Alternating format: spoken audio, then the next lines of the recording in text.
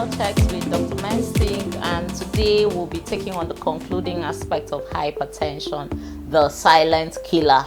So now we'll be talking about the risk factors. As with most disease conditions, you have the modifiable and non-modifiable risk factors. What you can't control, the non-modifiable, includes your age. Once you're over 40, you're more at risk of developing high blood pressure. Genetics, family history. If you have a family history of hypertension, you are more at risk of developing hypertension, and you should be on the lookout. You should be that one person who monitors his or her blood pressure on a regular basis. And being African, high blood pressure is commoner in we the blacks compared to the Caucasians. And for the modifiable risk factor, number one is your diet.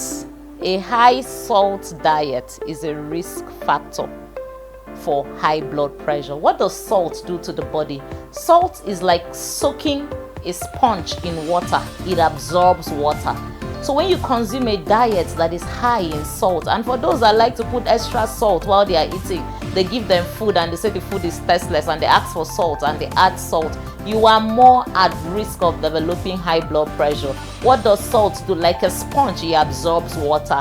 When it absorbs water, it will increase your blood volume, and your heart will now have to go through a lot of pressure, stress, pumping the excessive blood volume, and also your blood vessels will suffer from the pressure. It will be struggling. Blood will be struggling to flow because there's so much volume for the body to deal with at that particular point in time. So salt absorbs water, causes high blood pressure over time.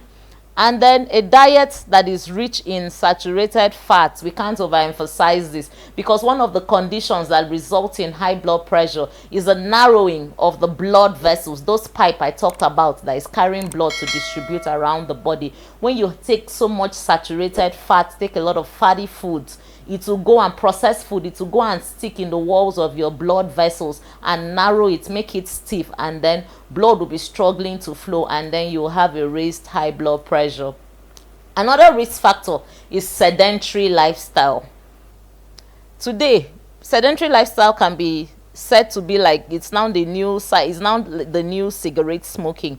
Because people are so busy, 9-to-5 workers, you're sitting from morning to night on your decks, you're not moving around. Sedentary lifestyle puts you at risk, because exercise has been found to help, make the blood vessels, help with the blood vessels, and reduces the pressure in the heart. So exercise is very important. Even if it's a few minutes walk, dancing, skipping, be physically active. Don't sit on your decks from morning to night. If you're answering calls, you can pace around while answering calls. It will help, that's some form of physical activity. Another risk factor is obesity. When you're obese, the heart is going to be put under a lot of stress. It will be stressed to pump the excessive blood and the weight and all that. So obesity that results from poor diet, sedentary lifestyle, is a risk factor. Another risk factor for hypertension is cigarette smoking. Certain substances in cigarettes have been found to stiffen and narrow the blood vessels, resulting to increased blood pressure over time. So if you're smoking and today you're saying, I'm smoking, I don't have high blood pressure, in the near future, high BP is waiting for you. Another important risk factor is alcohol. The more you take alcohol, the more you're at risk of developing high blood pressure over time. And an important risk factor in this our climb is stress. Stress. Everybody is under stress. We are hustling, we're jumping from one place to the other, selling markets, doing things, working, trying to make ends meet. Stress is a culprit, because when you're stressed, stress hormones are released, and what do? They increase the heart rate, they increase the way the heart works, and that will result to high blood pressure over time. That's it for the risk factors and then if you have some disease conditions like diabetes, diabetes and kidney problems, they go hand in hand with high blood pressure. One can lead to the other can lead to the other. So those are risk factors. If you're at risk, if you have these risk factors, it's now time for you to modify your lifestyle, and that leads us to the preventive measures. What are the preventive measures you should do? There is diet. Diet is the number one thing. And ensure that we eat foods that are rich in fruits and vegetables. That brings us to what we call the DASH diet. DASH diet means dietary approach to stopping hypertension. You can stop hypertension with just dietary modifications. And DASH diet includes reducing salt in your food, or not even taking salt at all and substituting it.